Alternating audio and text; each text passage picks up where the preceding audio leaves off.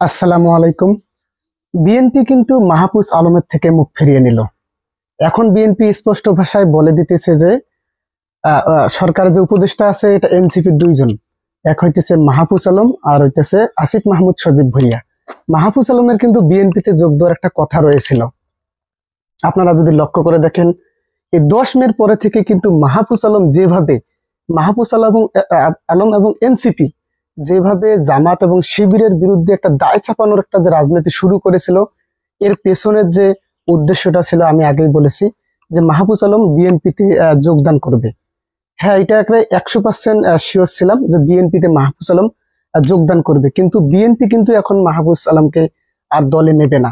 BNP স্পষ্ট ভাষায় বলে দিয়েছে যে উপদেষ্টা পরিষদে এনসিপি দুইজন আছে, এক মাহফুজ আলম আর এক আছে মাহমুদ সজীব ভুইয়া। এটা তো আপনারা জানেন। কিন্তু মাহফুজ আলম কিন্তু বিএনপিতে যোগদান করার কথা ছিল। দেখেন, জামাতকে যে মাইনাস করার একটা খেলা শুরু হয়ে গেছিল, সেখানে কিন্তু বিএনপি রাজনৈতিক দল হিসেবে বড় যেহেতু দল, সেহেতু বিএনপি সরকার গঠন করত এবং বিএনপির বিপক্ষে দেখেন এনসিপি কিন্তু কিছুদিন আগে বিএনপির চাঁদাবাজি বলেন, এই বলেন সেই বলেন, এগুলো কিন্তু প্রচার করতে, এখন কিন্তু আর প্রচার করে না। তো এরই পরিপ্রেক্ষিতে বোঝা যাচ্ছিল যে বিএনপি সরকার গঠন করবে এবং এনসিপি বিরোধী দল হবে। তো সেখানে মাহফুজ আলম কিন্তু তার ভবিষ্যতে যাতে কোনো সমস্যা না হয়, নিরাপত্তার সাথে সে বিএনপিতে যোগদান করবে। এবং এর বড় একটা কারণ দেখেন, জামাতের বিরুদ্ধে যেভাবে প্রচারণা সে চালিয়েছে, বোতল নিক্ষেপ করাতেও জামাত শিবিরের উপর দায় দিয়েছে।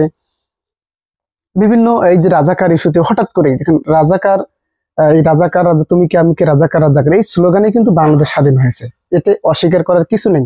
কিন্তু আবার সেই রাজাকার স্লোগান যেহেতু তুলে দিয়েছে, তার মানে স্পষ্ট বোঝা যাচ্ছিল এখানে যে মাহফুজ আলম সে বিএনপিতে যোগদান করবে এবং এটা সে এনসিপি কে সুবিধা দেওয়ার জন্য করতেছে। এনসিপি বিরোধী দল হবে, এটা এটা আসলে অস্বীকার করার কিছু নেই, এইটাই ঘটেছিল। কিন্তু বিএনপি কিন্তু কোনোভাবেই মাহফুজ আলমকে নেবে না। এইখানে স্পষ্ট হয়েছে। এই যে ইশরাকের যে মেয়র ঘোষণার দাবিতে বিক্ষোভ আন্দোলন চলছে, সেখান থেকে স্পষ্ট ভাষায় বলা হয়েছে যে মাহফুজ আলম এবং আসিফ মাহমুদ সজীব ভুঁইয়াকে অবশ্যই পদত্যাগ করতে হবে। তারা এই জোরালো দাবি জানিয়েছেন এবং বিএনপি যে স্থায়ী কমিটির সদস্য সালাউদ্দিন আহমেদ, উনি স্পষ্ট ভাষায় বলে দিয়েছেন যে দুইজন উপদেষ্টা আছে, ওনাদের পদত্যাগ করতেই হবে, ওনারা এনসিপির লোক, এইভাবে বলে দিয়েছেন আর কি।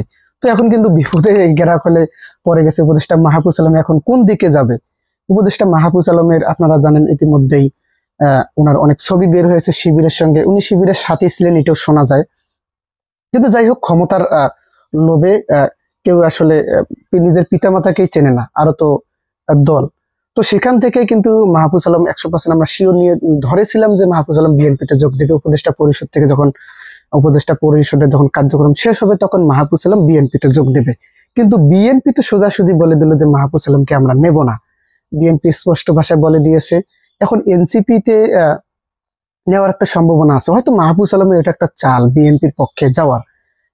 এনসিপি তো বিরোধী দল হবে, এই ষড়যন্ত্রটা তারা করতেছে, কিন্তু এই ষড়যন্ত্র কি আসলে সফল হবে? বাংলাদেশ জামাতে ইসলামীকে এই যে এইভাবে মাইনাস করে দেওয়ার একটা চক্রান্ত হচ্ছে, এটা কি আসলে সফল হবে? এটা আমার মনে হয় না সফল হবে, কিন্তু তারা একটা কার্ড খেলতে চাচ্ছে এবং খেলবে। এই যে জামাতের নিবন্ধন এবং এটিএম আজহারুল ইসলাম সামনে যেহেতু আছে, এই নিয়ে কিন্তু বাংলাদেশের পরিস্থিতিটা অস্থিতিশীল হয়ে গেছে। এটা একটা কার্ড খেলার চেষ্টা হচ্ছে, কিন্তু এটা হবে। তারা যে প্রকারে হোক বিএনপি সরকার গঠন করবে এবং প্রধান বিরোধী দল এনসিপি, এইটা একটা চক্রান্ত হচ্ছে। কিন্তু আসলে জামাতকে আসলে মাইনাস করা খুবই কঠিন হয়ে যাবে, অত সহজ না। বাংলাদেশ জামাতে ইসলামীকে শেখ হাসিনা যে 17 বছর ধরে নির্যাতন চালিয়েছে, তারপরেও তারা কিন্তু শেষ হয়ে যায়নি, বরং তারা আরো বাইরে গেছে। এখন এখন বাংলাদেশের যে প্রত্যেকটা ঘরে ঘরে ঘরে ঘরে না হলেও প্রত্যেকটা ঘরের আশেপাশে হলেও অনেক কিন্তু নেতাকর্মী পাওয়া যায়, কিন্তু এইভাবে জামাতকে মাইনাস করা আসলে সহজ নয়। এখন এই মাইনাস করতে গিয়ে কিন্তু খুবই গেরাকলে পড়ে গেছে এই যে আসিফ মাহমুদ সজীব ভুইয়া, উনারও একটু হাত ছিল। কিন্তু এই যে এনসিপি বলেন আর বৈষম্য বিরোধী ছাত্র আন্দোলন বলেন, ওরা কিন্তু একযোগে প্রচারণা চালিয়েছে। এই যে জামাতের রাজাকারের শিবিরের উপর দায় দিয়ে দেওয়া, এইসব সব বিষয়ে একযোগে তারা প্রচারণা চালিয়েছে। আর তাদের মূল নেতা ছিল কিন্তু মাহফুজ আলম। শোনা যাচ্ছিল সে ভারতের খপ্পরে পড়ে গেছে। দেখেন, ভারতের খপ্পর ছাড়া তো আসলে পাকিস্তান পন্থী তো বাংলাদেশে আসলে কেউ নেই। কোন দল কি আছে? কেউ কি পাকিস্তানে কারো বর্তমান বাংলাদেশের কোন নেতাকর্মীর বাড়ি আছে? কখনোই পাকিস্তানে বাড়ি থাকবে না, থাকে ভারতে, কিন্তু পাকিস্তানে কারো যাওয়ার কোনো সুযোগ নেই। তো পাকিস্তান পন্থী যেহেতু বলেছে, তার মানে এটা একটা রাজনীতির কৌশল। অনেকেই ইতিমধ্যে বিশ্লেষণ করেছে যে মাহফুজ আলম ভারতের কপ্পারও পড়েছে। এখন মাহফুজ আলম কিন্তু বিএনপিতে যোগ দেওয়ার কথা ছিল, এখন কিন্তু সেটা কিন্তু বিএনপি 360 ডিগ্রি পল্টি মেরে দিল, মাহফুজ আলমকে নেবে না। এখন মাহফুজ আলমের আরো পদত্যাগের জন্য তারা আন্দোলনে নামবে এবং নামে গেছে। ইশরাকের সমর্থকরা কিন্তু জোরালো দাবি জানিয়েছে যে মাহফুজ আলম এবং আসিফ মাহমুদ সজীবের পদত্যাগ চাই। আর বিএনপির স্থায়ী কমিটির সদস্য যিনি আগামীতে বিএনপির মহাসচিব হবে সালাউদ্দিন আহমেদ, উনি স্পষ্ট ভাষায় বলে দিয়েছেন ওই দুজন এনসিপির গুপ্তচর, ওনাদের পদত্যাগ চাই।